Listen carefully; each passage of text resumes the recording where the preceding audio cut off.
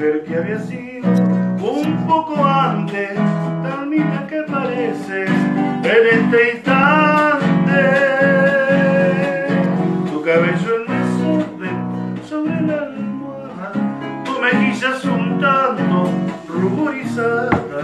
Yo te robé estos versos de plata oscura para hacerte un regalo por tu hermosura.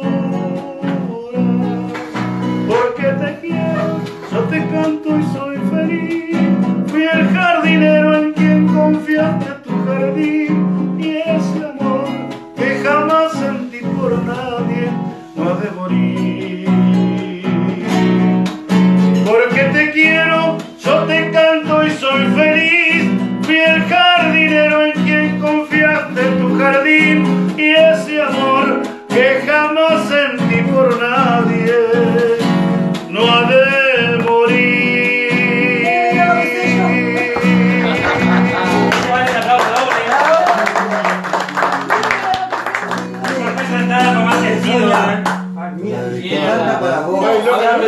Ahora empezó la Sonia, chicos, que se